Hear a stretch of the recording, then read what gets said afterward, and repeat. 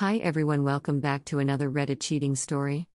Before we start, please hit the subscribe button and notification bell if you love to watch more cheating stories.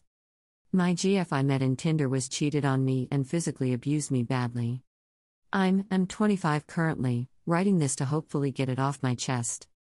So I met my first GF in uni back in the spring 2015 semester. I was 19, she was 18. I had never had a girlfriend before, obviously, and had only been with one person sexually before, my first FWB, which I met only a few months earlier. I should mention I'm on the autism spectrum and have always struggled with socialization and meeting people. I met her through Tinder and we hung out a few times and had fun. Then the third time we hung out things got sexual, but she started crying during it because it was spur of the moment and we didn't have condoms. She was afraid she'd end up like someone she knew who had a kid and wasn't ready for it.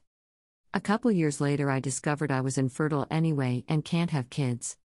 But either way we stopped at that point, and I don't fully remember what happened today, but we started dating. For the last few months of the semester we were having lots of fun doing things together and having sex. At the end of the semester, I went back home. My school was in the LA area, so not too far from my home. We had agreed to not see anyone else during that summer, so we were basically going steady and had established ourselves as significant others, or so I thought. Turns out that summer she hooked up with one of her old FWBs. We hung out over the summer a few times, and that's when she started showing some of her toxic traits. As someone with autism who had very little experience with women, I was very naive and just thought this is how relationships work. Back then she would just withhold sex to get things she wanted or enforce a change in me. I was grateful to be learning more social rules, and while in the back of my head I felt it wasn't the best way to learn, I loved her and didn't think much about it. I should also mention that I was always envious / some sort of feeling about how much more sexual experience she had and that she had it in high school. The next semester, we were back at uni and more toxic situations came out that I was too naive to see as toxic. I don't remember most of the fights we had and other negative situations I was upset about because my mind has this defense mechanism that sort of blocks my memory of specifics for bad things. I'll remember something happened and a sort of feeling from it, but I can't remember exactly what happened or sometimes anything at all. One of the things that I do remember is she would sort of make fun of my dick size. I now know I have an above average dick size, but I guess she was used to BBCs. I should mention she was African American and had some Asian, and I'm Caucasian, so she would make comments on my size, especially when soft. I'm a grower, not a shower. Anyway, after a while she started becoming more and more emotionally abusive. And I couldn't remember the specific details to bring up any concerns. So with my confidence dwindling and feeling something was wrong but being too naive and not knowing what, I started talking to other girls online. Nothing ever came from them, but of course my GF found out and said I was cheating on her. Technically yes, it's emotional cheating, and broke up with me, but not before hitting me. The first of many physical abusive things she'd done to me. Like an idiot I tried to apologize and win her back.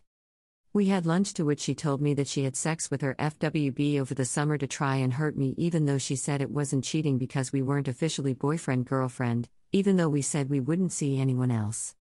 Like an idiot I still wanted her back because she had destroyed my already low self-confidence, and I thought I'd never find anyone else. Long story short, we were together on and off for another semester, breaking up and getting back together for various reasons. All throughout she was emotionally and physically abusive. She punched me in the dick at least 2 times during the relationship and hit me in various other ways other times, yet we were together again during the winter break. While I was back at home, she was still in her dorm. One of her friends from high school asked if he could stay with her at her dorm for a bit. To her credit, she did ask me and I said okay because I mistakenly trusted her.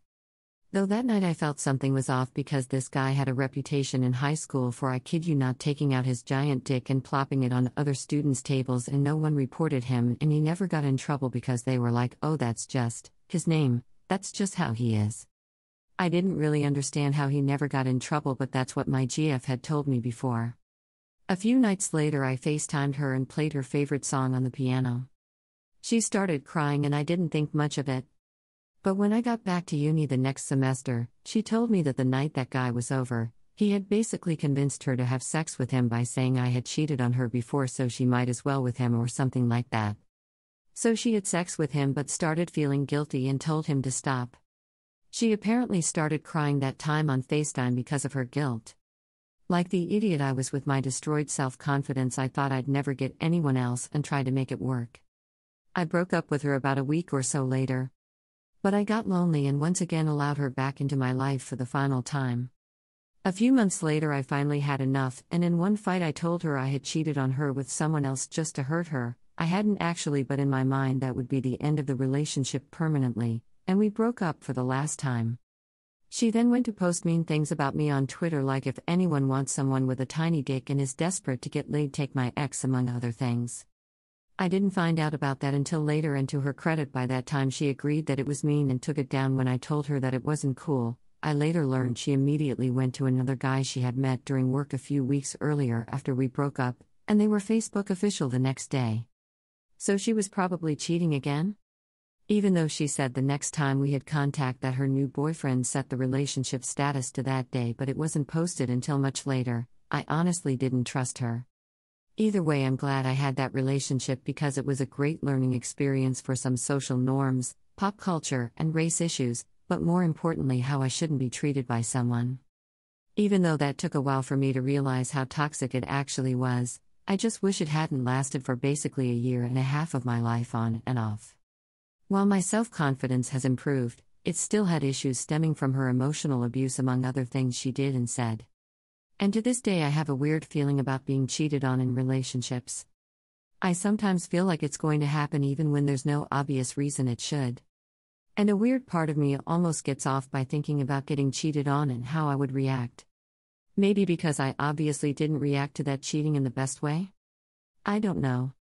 TLDR, first GF ever was emotionally and physically abusive, cheated on me twice and probably a third time, doesn't count the first on as cheating, and I was too naive, primarily because of my bad social skills due to my autism, to see the abuse as such, and actually break up with her due to the cheating and to resist getting back with her multiple times due to my destroyed self-esteem. Thank you for watching. Let me know what you think in the comments below. Remember to subscribe and hit the notification bell.